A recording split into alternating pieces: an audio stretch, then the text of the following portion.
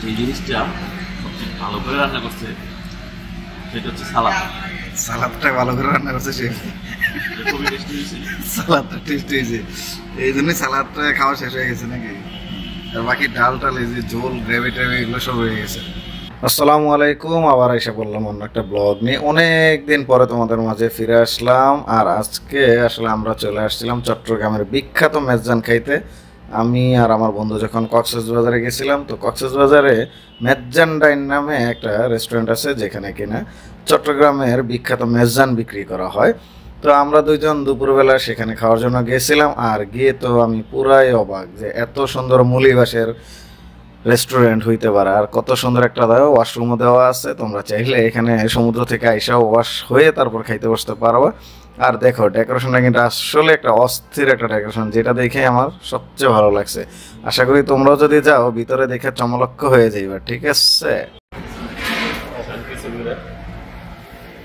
এত সুন্দর ডেকোরেশন, আমার কাছে অদ্ভুত লাগছে। এই প্রথম আমি আসলে এত ভালো একটা ডেকোরেশন দেখছি, যেটা বাঁশ মুলি টুলি হাবি জাবি দিয়ে নাইস ডেকোরেশন। আর আজকে শানকিতে খাবো, মাটির শানকিতে, মাটির পাত্রে। বাহ, মাটির পাত্রে খাওয়ার স্বাদই আলাদা। খেয়ে দেখি না আজকে কেমন লাগে। বন্ধু তুমি কি ভাইবা আজকে যে মেজজান ডাইনে খাইতে আসলাম বলো তো? আমি আসলে চিন্তা করছি যে মানুষ খালি সামনে বসে কিভাবে পেট ভরে, এই জিনিসটা আজকে দেখি। খালি শানকিতে কিভাবে পেট ভরে এটা দেখার জন্য এটাতে বসে বসে পাগল। তার মানে কি তুই আমার খাওয়াইতে আনস না, এনে শানকি দেখাইতে আনছিস? তুই আমার খাওয়াইতে আই না, এখন বলতেছে শানকি দেখানোর জন্য তুই আনছিস। এটা কেন হইল? এখানে আমার সে খালি শানকি দেখানোর জন্য আনছে। আমি মানবো না, আমি মানবো না, আমি এটা মানি না বন্ধু। দেখো না, সে পোজ নিয়ে শানকির ছবি তুলে, খালি মাটির পাত্রে ছবি তুলতেছে, এটা কোনো কথা? আসছে আমাদের খাবার, এই যে মেজজান, গোশ, চানার ডাল, ঝোল, ডাল, ভাত, সালাদ। বন্ধু তোমার অনুভূতি কি মেজজান খায়? মেজজানের ডালটা একটু দেখেছি। মেজবানির ভিতরে খালি প্লেট দেয়, এখন যে ভাত তরকারি সবই দিতেছে, সেটাই তো দেখতেছি। এখন এই যে খালি বাটারের সাথে ভাত ডাল সবই দিচ্ছে। খিদা লেগে গেছে, আমি এখন খাবো। তোর দেখে খিদে লেগে গেছে গা? এই যে এই পাশ থেকে এই অর্ধেক তোমার আর এই অর্ধেক আমার। তাই আমি কি খাইতে পারবো?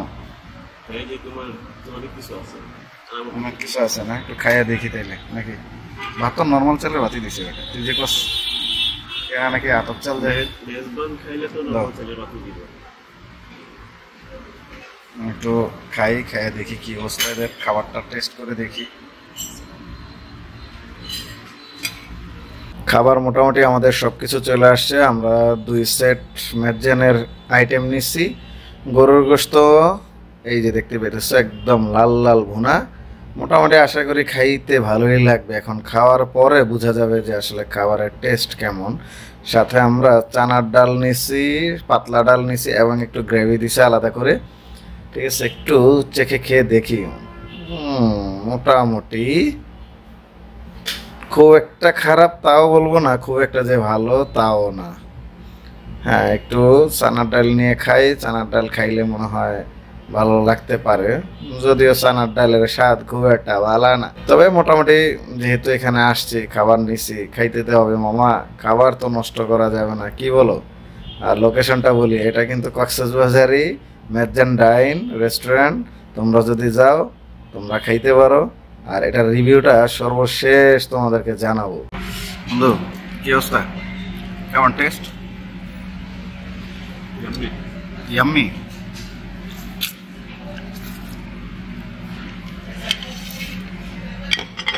Thank you. ভালোই লাগতেছে খাবারগুলো, খুব একটা খারাপ না। প্রত্যেকটা খাবারে খুব টেস্টি। তবে চানার ডালটা আমার কাছে একটু ভালো লাগে নাই, চানার ডালটা খুব একটা ভালো না।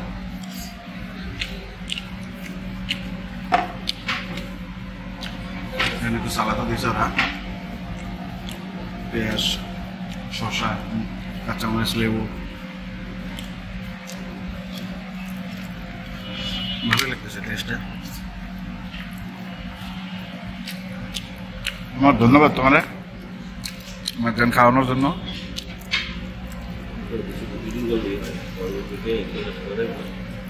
না আজকে আসলে অত বেশি ভালো না, কারণ খালি মাংসটা একটু মজা হয়েছে।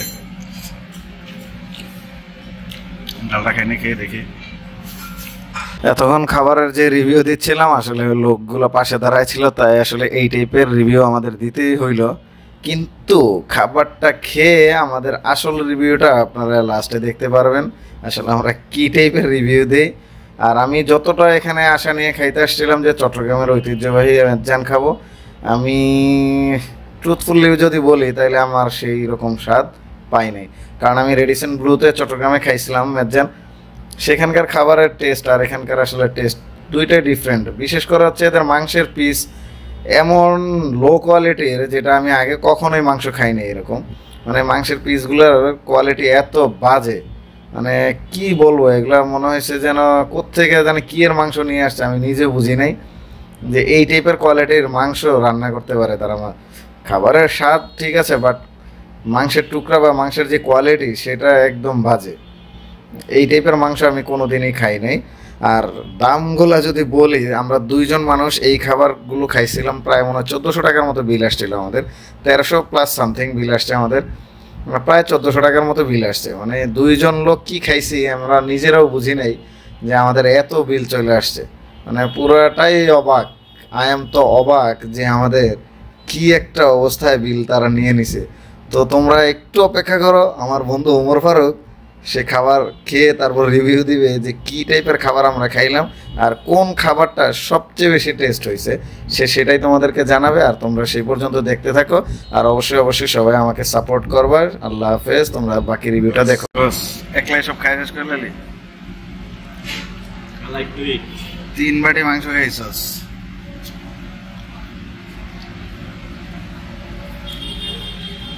তুই like to it?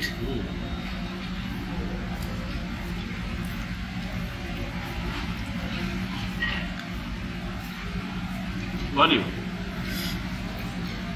I am like to eat. What do you?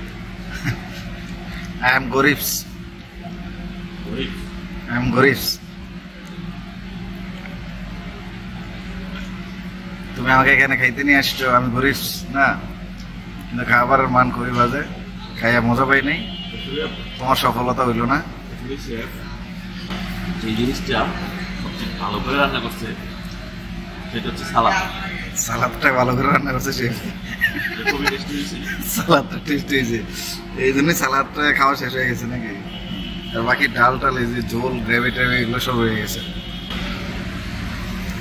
মানে শেফ সালাদটা খুব ভালোভাবে পারফেক্টলি পারছে করতে না? আচ্ছা।